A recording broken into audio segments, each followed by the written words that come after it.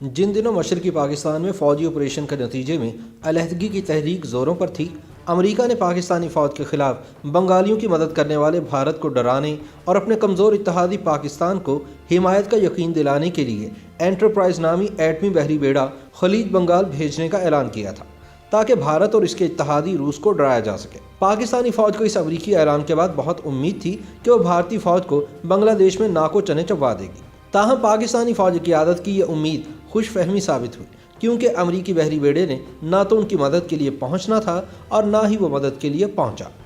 अमरीकी ऐलान महज एक स्टंट साबित हुआ। अमरीका पाकिस्तान को आखिरी वक्त तक यही बताता रहा कि जहाज़ रास्ते में है, और बिलाखिर 16 दिसंबर को पाकिस्तानी फ़ौज ने ढाका में हथियार डाल दिए। जैसे ही पाकिस्तान के हथियार डालने की खबर बाहर आई, अमेरिका ने ऐलान किया कि इनका बहरी बेड़ा अब मशरकी पाकिस्तान जाने के बजाय श्रीलंका की जानिब अपना रुख मोड़ रहा है।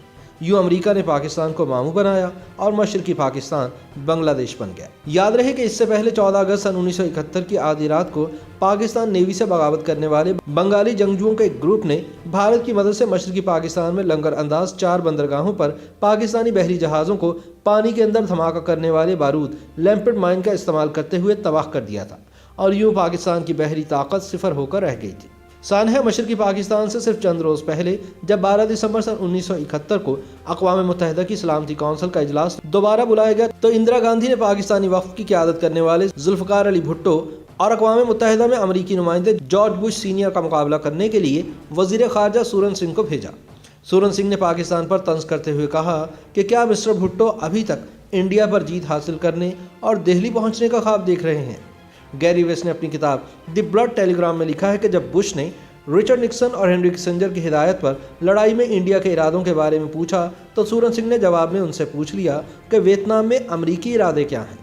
सोवियत यूनियन ने आखिरी बार सलामती कौंसिल की जंग बंदी की करारदाद पर वीटो करते हुए इंडिया को बचाया।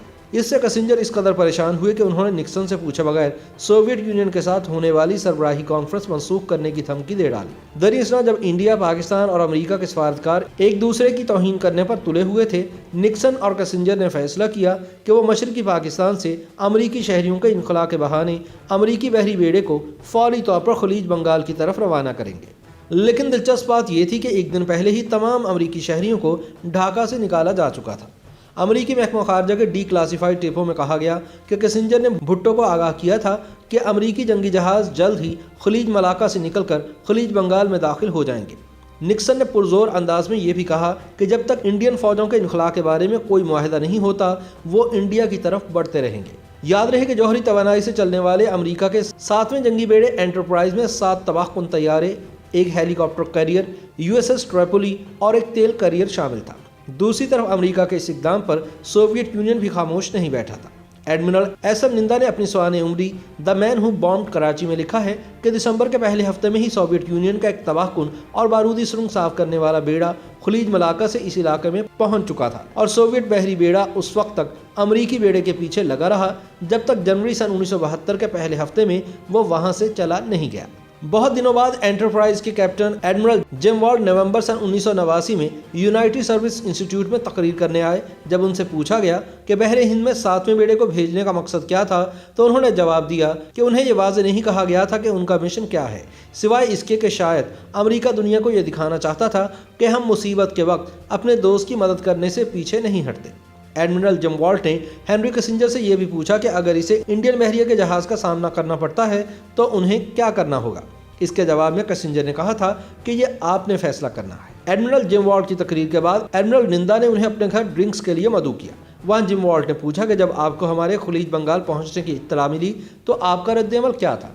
एडमिरल निंदा अपनी सवाने उम्री में लिखते हैं कि जैसे ही ये खबर फैली, हमारी वज़ीर-ए-आज़म इंदिरा गांधी ने मुझे बुलवाया और मुझसे पूछा कि बहरिया इस बारे में क्या करने जा रही है।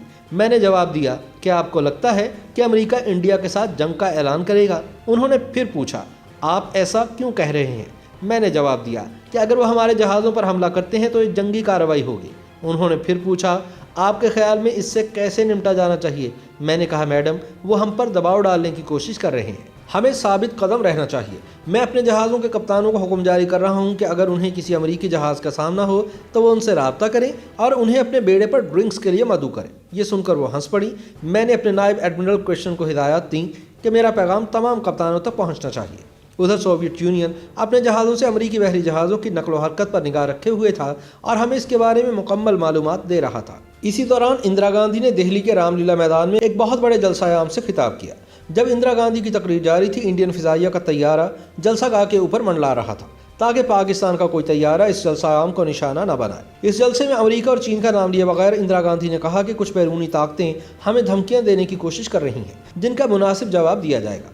ये तकरीर इतनी इश्तिहार अंगेज थी कि बाद में उनके प्रेस ऑफिस ने इसके कुछ हिस्सों को इसकी तहरीरी शक्ल से हटा दिया था। इसी दौरान जब याहिया खान को मालूम हुआ कि 7वां अमरीकी बेड़ा खलीज बंगाल की तरफ बढ़ रहा है, तो उन्होंने निक्सन से गुजारिश की कि इसे कराची की हिफाजत के लिए भेजा जाए। पैट्रिक मोइनियान अपनी किताब estranged democracies India and the United states में लिखते हैं कि तासुर देने के बावजूद कि वो किसी भी वक्त इंडिया से लड़ाई शुरू करते हैं, निक्सन का किसी भी बहरी जंग का कोई इरादा नहीं था। वो एंटरप्राइज को बहाने के तौर पर इस्तेमाल कर रहे थे ताकि सोवियत यूनियन इंडिया को जंग बंदी पर मजबूर करे।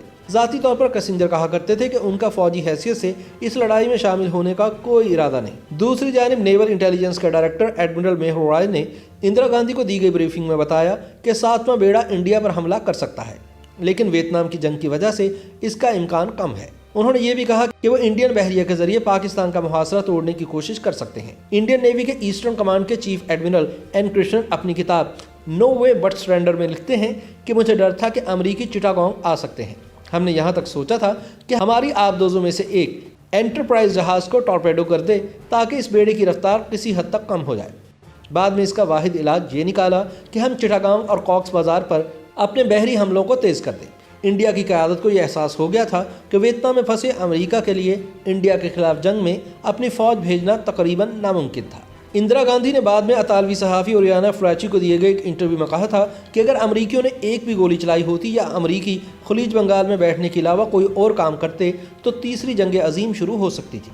लेकिन मैं आपको सच बताऊं कि एक बार भी मेरे जहन में यह खौफ पैदा नहीं हुआ। इसके बरक्स अमेरिका से खबरें मुसलसल लीक कराई जा रही थी कि मशरकी पाकिस्तान के साहिल में घुसने के लिए एक टास्क फोर्स तश्कील दी गई है, जिसमें 3 मैरीन बटालियनों को तैयार रहने का हुक्म दिया गया है और निक्सन ने ज़रूरत पड़ने पर एंटरप्राइज के बम्बारों को इंडिया के मवासलाती मराकज़ पर बमबारी की इजाज़त भी दे दी है। जब इंडियन सफ़ीर लक्ष्मीकांत झा ने अमरीकी महकमा खारजा के एक सीनियर ओहदेदार से अमरीकी फ़ौज के साहिल से मशरकी पाकिस्तान में दाखिल होने के इम्कान के बारे में पूछा तो उन्होंने इसकी वाज़ेह तरदीद नहीं की।